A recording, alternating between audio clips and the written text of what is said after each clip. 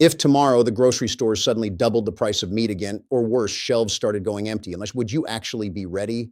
Because here's the uncomfortable truth. Most people in the United States are completely dependent on a system they don't control. One supply chain issue, one price spike, and suddenly protein, the most important macronutrient your body needs, becomes expensive or hard to get. But what if I told you that right now? You could grow your own high-protein food at home, in your backyard, in raised beds, even in containers, and produce enough to seriously reduce or even replace your dependence on meat. And I'm not talking about lettuce or low-calorie greens.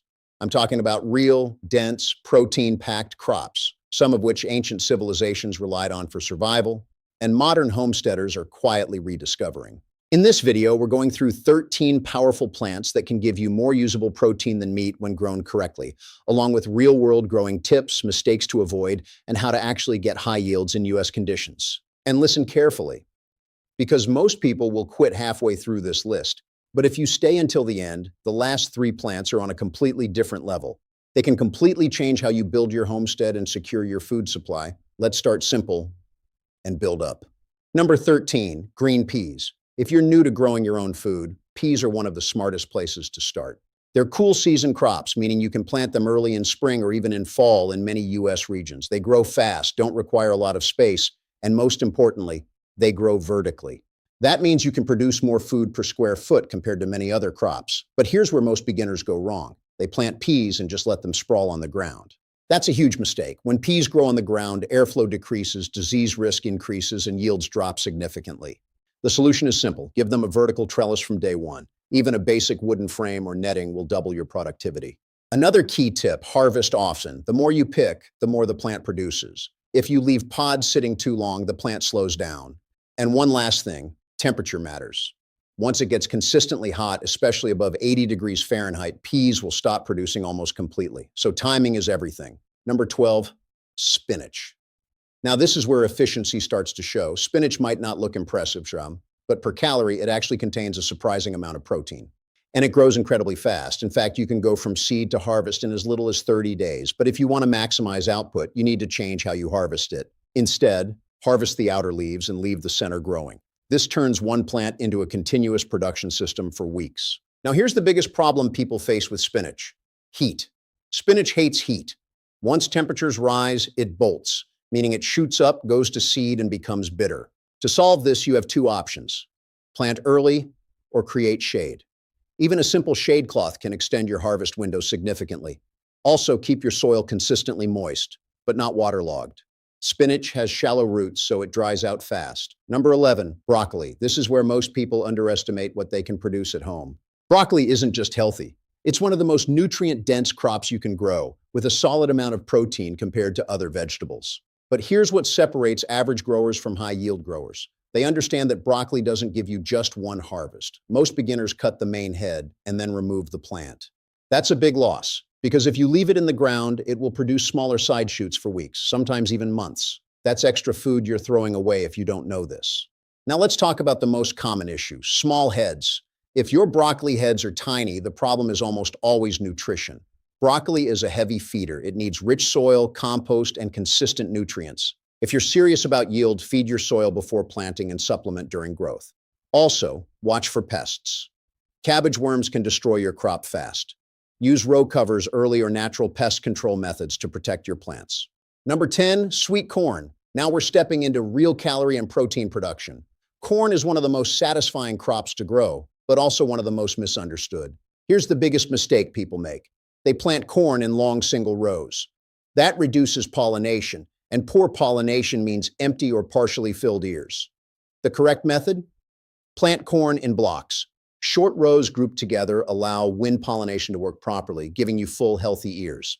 Another key factor is water. Corn is not drought tolerant, especially during pollination. If the soil dries out during that stage, your yield drops fast. Keep it consistently watered, and spacing matters too.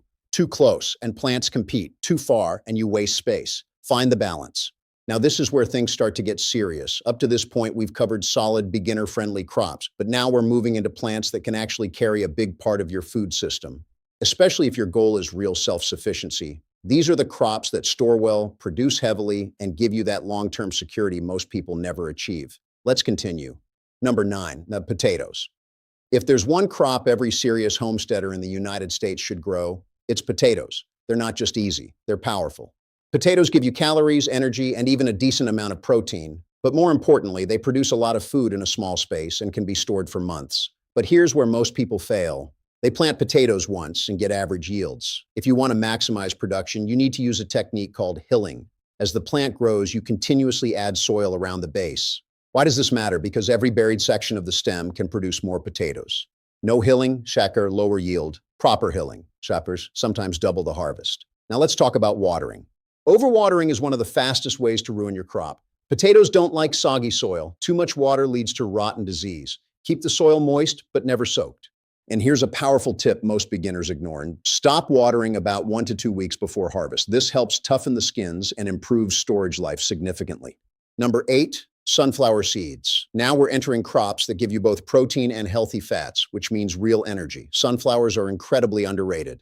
They grow almost anywhere in the US, tolerate poor soil, and require very little maintenance. But if you want maximum seed production, you need to treat them differently than just decorative plants. First, spacing. If you plant them too close, they compete and produce smaller heads. Give them enough room and you'll get large, dense seed heads. Second, sunlight. This is non-negotiable. Sunflowers need full sun all day. Any shade reduces yield. Now let's talk about the biggest problem. Birds. As soon as seeds mature, birds will attack your crop. The solution? Cover the heads with breathable mesh bags before they fully dry. This simple step can save most of your harvest. After harvesting, dry the seeds completely before storage, or they'll mold. Number 7, pumpkin seeds. Most people grow pumpkins and completely waste the most valuable part, the seeds. Pumpkin seeds are loaded with protein, minerals, and healthy fats, and they store incredibly well. So if you're already growing pumpkins, you're sitting on a high-protein food source without realizing it. But if your goal is protein, you need to choose the right varieties. Some pumpkins are better for flesh, others for seeds. Look for seed-focused or hull-less varieties if possible. Now here's a mistake almost everyone makes. They throw the seeds away after carving or cooking. That's lost nutrition. Instead, clean them, dry them, and roast them. You've just turned waste into long-term food. Also, give your pumpkin plants space. Crowded plants produce fewer and smaller fruits, and that means fewer seeds. Number 6, lentils. This is where we start entering serious protein territory. Lentils are compact, efficient, and incredibly valuable for any homestead system. They don't take much space, and they actually improve your soil. Why? Because lentils fix nitrogen. That means they pull nitrogen from the air and put it into the soil, reducing your need for fertilizers. Heavy compacted soil will limit root development. And timing matters. Harvest when the pods are dry, not green. If you harvest too early, they won't store properly. Heavy compacted soil will limit root development, and timing matters. Harvest when the pods are dry, not green. If you harvest too early, they won't store properly. Number 5, chickpeas. Chickpeas are one of the most practical protein crops you can grow, especially if you live in warmer or drier regions of the US. They're tough, resilient, and don't require much water. But here's something most people don't understand. If you give chickpeas too much nitrogen, they will grow more leaves, but fewer pods. And fewer pods means less food. Avoid heavy fertilization. Now let's talk about the biggest challenge. Humidity. Chickpeas don't like wet, humid conditions. Too much moisture can lead to fungal issues. Solution? Good airflow and proper spacing. Don't overcrowd your plants and always plant in well-drained soil. Another important tip, be patient. Chickpeas take time to mature. Wait until the pods are fully dry before harvesting. Now we're entering the top 4. And this is where things shift from useful garden crops to true homestead powerhouses. These are the plants that can dramatically increase your protein production, improve your land, and give you a level of independence most people never reach. And remember, the number 1 plant at the end is on a completely different level. Almost nobody is using it properly in the US. Number 4, quinoa. Most people see quinoa as something you buy in a store, but almost no one thinks about growing it. That's a mistake. Quinoa is one of the few plant foods considered a complete protein, meaning it contains all essential amino acids your body needs. But growing it successfully requires understanding a few key things. First, drainage. Quinoa absolutely hates soggy soil. If your soil holds too much water, your plants will struggle or fail. Always plant in well-drained soil or even raised beds. Second, climate. Quinoa prefers moderate temperatures. Extreme heat reduces yield. Now here's a tip most beginners miss. After harvest, quinoa seeds have a natural coating called saponin, which makes them taste bitter. You need to rinse them thoroughly before consumption.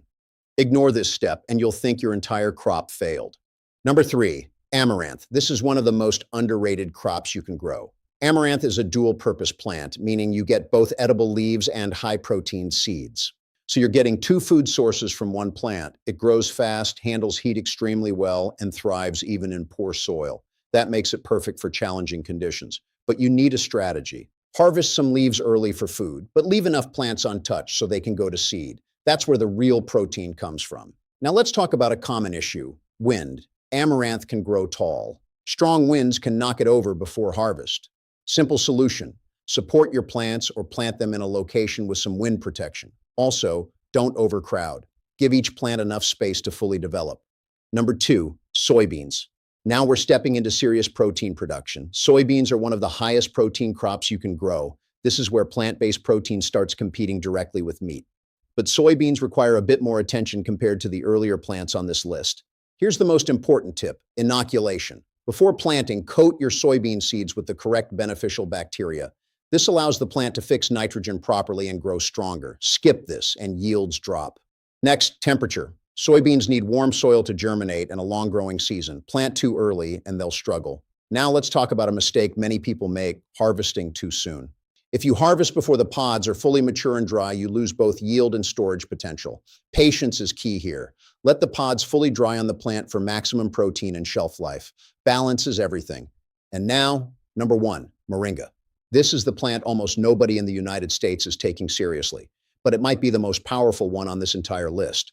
Moringa is often called the miracle tree. Once you understand why, it completely changes how you see food production. Let's start with the biggest advantage: continuous harvest. You're not waiting months. You're producing constantly. Those leaves, they are packed with protein, vitamins, and minerals. You can eat them fresh, cook them, dry them, or turn them into powder for long-term storage. Now let's talk about growing it. Moringa loves warm conditions. If you're in southern US states, you can grow it outdoors easily. If you're in colder regions, grow it in containers and bring it indoors when temperatures drop. Here's the biggest mistake beginners make: overwatering. Moringa does not like wet soil, especially when young. It prefers well-drained soil and moderate watering. Once established, it becomes extremely drought tolerant. Another powerful tip: prune it regularly. Cutting it back encourages bushier growth, which means more leaves and more food.